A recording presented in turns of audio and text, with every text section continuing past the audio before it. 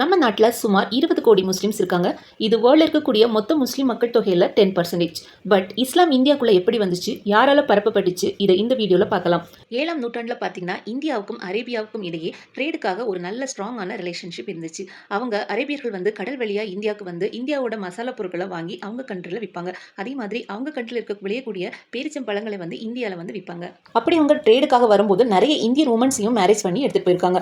இன்னொரு விஷயம் என்னன்னா, நம்ம கேரளாவில் கொடுங்கலூர் அப்படிங்கிற பகுதியில் இந்தியாவோட ஃபர்ஸ்ட் மஸ்ஜித் வந்து இருக்கு. இது இயர் 629 கட்டப்பட்டிருக்கு அப்படின்னு சொல்றாங்க. இதை வந்து கட்டினது வந்து ஒரு கேரள மன்னன், அதாவது சேரமான் பெருமாள் அப்படிங்கிற கேரள ராஜாவால கட்டப்பட்டு தான் இந்த மஸ்ஜித். இந்த ராஜா பார்த்தீங்கன்னா மாலிக் தினார் அப்படிங்கிற முஸ்லீம் போதகரின் போதனையால ஈர்க்கப்பட்டு தான் இந்த மஸ்ஜித்தை வந்து கட்டியிருக்காரு. அது மட்டும் இல்லாமல் அவரோட ரெஜிம்ல வந்து இன்டர் ரிலீஜன் மேரேஜுக்கும் ராஜா சேரமான் பெருமாள் வந்து பெர்மிஷன் கொடுத்திருக்காரு. இதன் மூலமா முதலாய் சவுத் இந்தியாவில் தான் இஸ்லாம் வந்து ஸ்டார்ட் ஆயிருக்கு. அதுவும் இல்லாமல் எந்த படையெடுப்பாலும் இஸ்லாம் வந்து இந்தியாவுக்கு வரல, பிசினஸ் மூலமாக தான் இந்தியாவுக்கு வந்திருக்கு அப்படிங்கிறது தெரிய வருது. அடுத்து 8ஆம் நூற்றாண்டில் பார்த்தீங்கன்னா முகமது பின் காசிம் அப்படிங்கிற முஸ்லீம் மன்னன் சிந்த் அப்படிங்கிற பிளேஸில் இருக்கக்கூடிய லோக்கல் மன்னனான ராஜா தாஹிர் அப்படிங்கிறவரை டிஃபீட் பண்ணி அதோட கேபிட்டல் பிராமணபாத்தை வந்து கேப்சர் பண்ணுறாரு. ஆனால் இந்த சிந்த் அப்படிங்கிற பகுதி வந்து இப்போ பாகிஸ்தான் கிட்ட இருக்கு. அதுக்கப்புறம் இந்த காசிமோட முக்கிய நோக்கம் வந்து இஸ்லாமை பரப்புறதுல இருந்துச்சு. இதனால இவர் நிறைய இந்து கோயில்களையும் கட்டிடங்களையும் வந்து சேதப்படுத்த ஆரம்பிச்சாரு. முஸ்லீம் இல்லாத இந்துக்கள் மேல் வந்து நிறைய வரிகளை வந்து விதிச்சாரு. இதை தாக்குப்பிடிக்க முடியாம நிறைய லோக்கல் பீப்புள் வந்து இஸ்லாமுக்கு கன்வெர்ட் பண்ண ஆரம்பிச்சாங்க.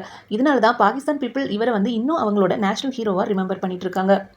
மூன்றாவது பார்த்தீங்கன்னா ஆப்கானிஸ்தானை சேர்ந்த கிங் முகமது கோரி வந்து இந்தியாவை நோக்கி வராரு. அவர் வந்து அவரோட டைனஸ்டி வந்து ரொம்ப விரிப்படுத்தணும் அப்படிங்கிற மோட்டிவோட வராரு. அப்போ பார்த்தீங்கன்னா இந்தியாவோட டெல்லி மற்றும் அஜ்மீரோட ராஜாவா பிருத்திவிராஜ் சௌகான் தான் இருந்தார். பிருத்திவிராஜ் சௌகான் மற்றும் முகமது கோரிக்கிடையே முதலாக பார்த்தீங்கன்னா ஹரியானால இருக்கக்கூடிய டாரின் அப்படிங்கிற பிளேஸ்ல தான் ஃபர்ஸ்டா ஒரு போர் நடக்குது. அந்த போர்ல வந்து பிருத்திவிராஜ் சௌகான் வந்து முகமது கோரியை தோற்கடிச்சு ரொம்ப காயங்களோட திருப்பி அனுப்பிடுறாரு.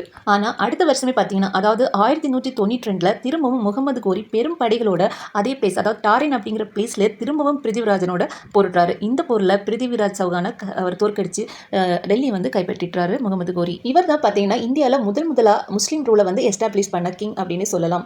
இதுக்கப்புறம் தான் பார்த்தீங்கன்னா இஸ்லாம் இந்தியாவில் ரொம்ப வேகமாக பரவ ஆரம்பிச்சிச்சு. இந்த 3 வழிகள் மூலமாக தான் இந்தியாவில் வந்து இஸ்லாம் வந்து பரவி இருக்கு. இந்த வீடியோ உங்களுக்கு பிடிச்சிருந்தா மறக்காம லைக், கமெண்ட் மற்றும் சப்ஸ்கிரைப் பண்ணுங்க. தேங்க்யூ.